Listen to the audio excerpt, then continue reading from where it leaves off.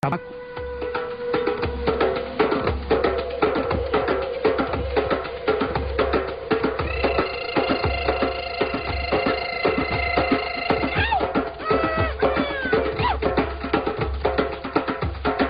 El mestizaje lingüístico no tocó muy hondamente las estructuras gramaticales del español, pero marcó aquí y allá los acentos y sobre todo el móvil vocabulario de gran parte de América y del mundo, especialmente debido a las influencias negras en las Antillas. También el español se enriqueció con las influencias indígenas del arahuaco, el caribe, el náhuatl, el quechua, el araucano y el guaraní. Los idiomas más poderosos y que mayor contacto tuvieron con el español entre las 170 lenguas que existían en el continente al momento de la llegada de los españoles.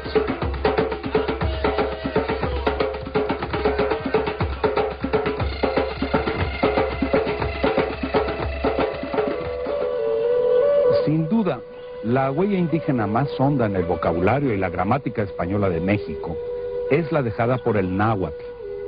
El náhuatl aportó a la lengua el sufijo eco para formar los gentilicios como tamaulipeco y yucateco, así como otros rasgos gramaticales de uso mexicano. Pero sobre todo, el náhuatl nos heredó la facilidad para pronunciar las TLs de Tlalpan, Tlatenco y Huitzilopochtli, además de que nos dejó su etiqueta singular para designar todas aquellas realidades nacionales para las que no existen palabras castellanas. Un total de cerca de 300 voces de uso común y muchas más de uso esporádico, local, histórico y especializado. El siglo XVI fue un siglo de hazañas. El siglo XVII ya es de otra manera. Al pirata y al conquistador suceden los personajes de la colonia. Ya no son las armaduras de acero, sino virreyes de encaje, terciopelo y guante blanco. Ahora la cuestión no es matar indios, sino incorporarlos. Se empiezan a hilvanar los hilos del nuevo tejido cultural y lingüístico entre España y América.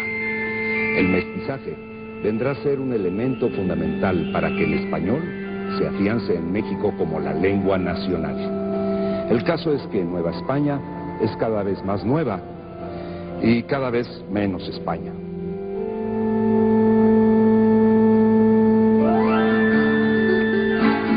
El arte barroco y el churrigueresco adquirieron en América la expresión de un fino bordado artístico hecho por manos indígenas con elementos pictográficos prehispánicos, imitando motivos árabes o greco-romanos sobre temas cristianos o imperiales. Se creó un verdadero crisol de mitologías, colores y formas, que provocó un resultado estético único en el mundo.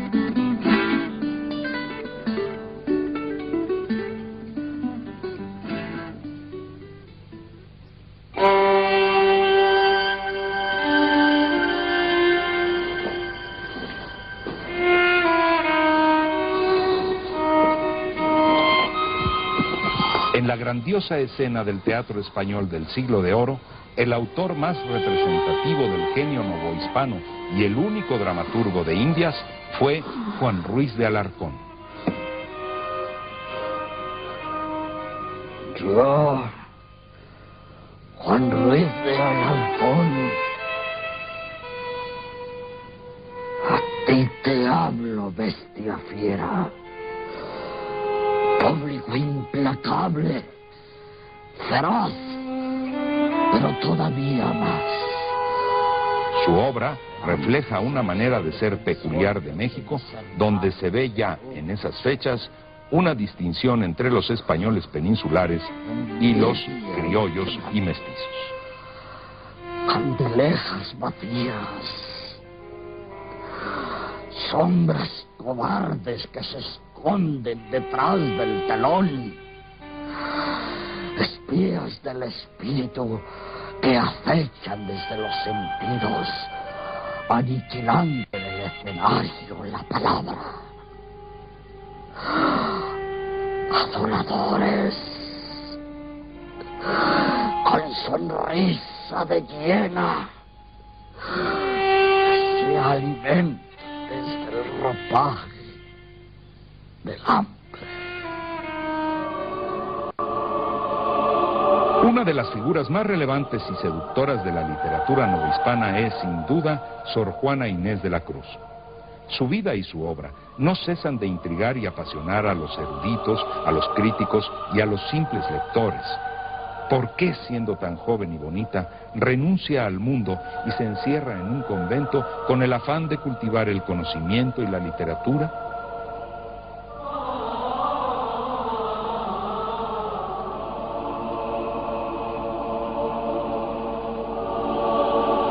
Qué magníficas infusiones de los indios herbolarios de mi patria, entre mis letras el hechizo derramaron. En la obra de Sor Juana se combinan maravillosamente los elementos de la poesía del siglo de oro, la pasión renacentista por el conocimiento y el poder de la creación literaria del Nuevo Mundo. Este amoroso tormento que en mi corazón se ve, sé que lo siento y no sé la causa por qué lo siento. Y cuando con más terneza mi infeliz estado lloro, sé que estoy triste e ignoro la causa de mi tristeza.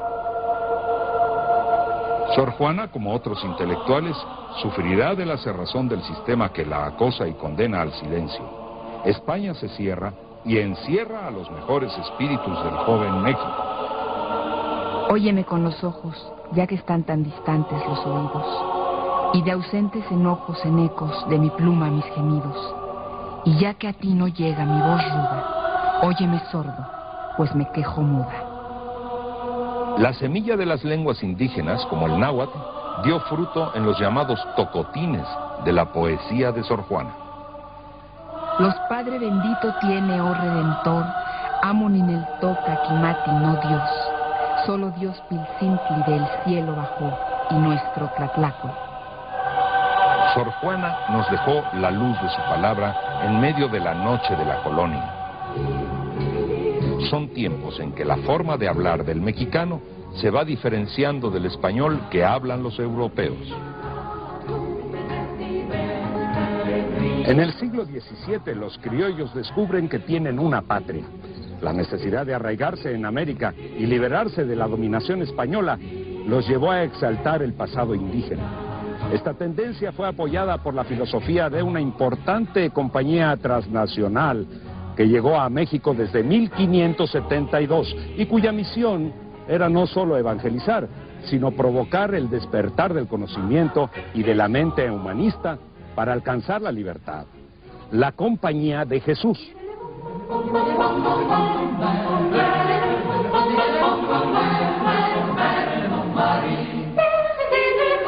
La actividad misionera de los jesuitas se extendió desde California a lo largo de todo el continente.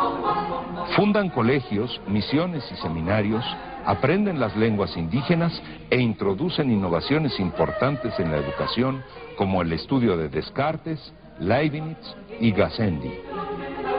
Favorecen el contacto directo con sacerdotes extranjeros venidos de todas partes del mundo, creando una fuerte corriente cultural que impulsó los estudios de la geografía y la naturaleza americana. Se aplican con fervor al estudio de las culturas indígenas y tratan de explicar las costumbres aún más reprobables de los indios desde el punto de vista religioso, como son los sacrificios humanos, alegando que casi no ha habido nación alguna en el mundo que no haya usado semejantes sacrificios.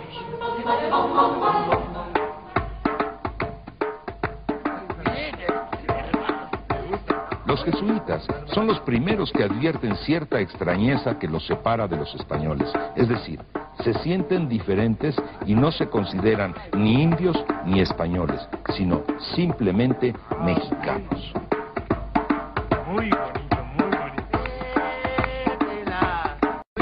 La gran fuerza económica, política y cultural que adquirió la Compañía de Jesús impulsó en gran medida al auge del pensamiento crítico y liberal del siglo XVIII. Pero este esplendor se topó con las tinieblas. ¡Alto! Lo que carguen en ese pollino, aquí se quedará.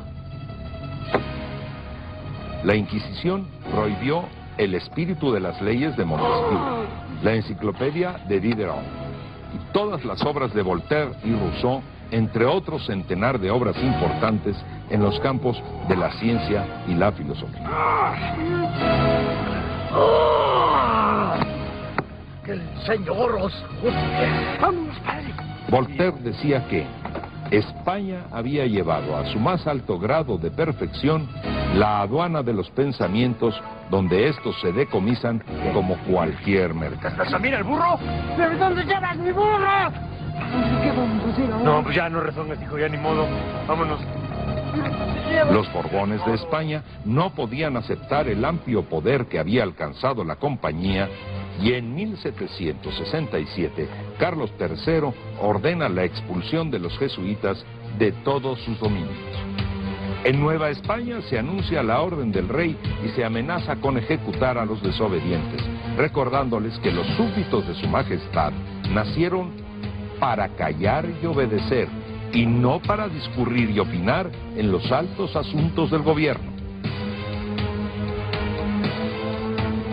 Los jesuitas fueron desalojados de los colegios, misiones y noviciados de la colonia y se embarcaron hacia Italia, dejando a la sociedad americana sin tutores espirituales.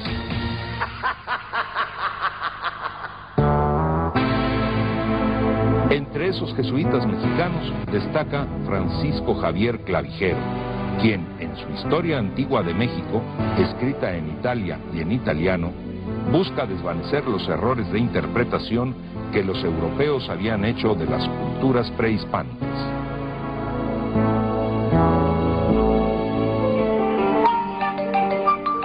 Los jesuitas americanos tenían ya una noción madura de las singularidades de América.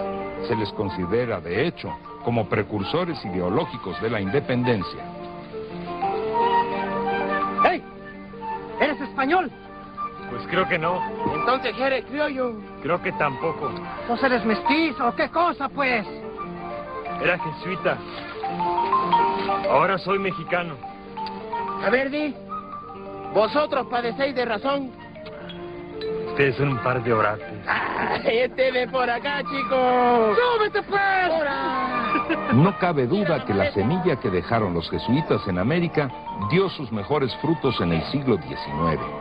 Dejaron algo indestructible y profundo en el espíritu de estos díscolos cachorros de América: el amor a la libertad,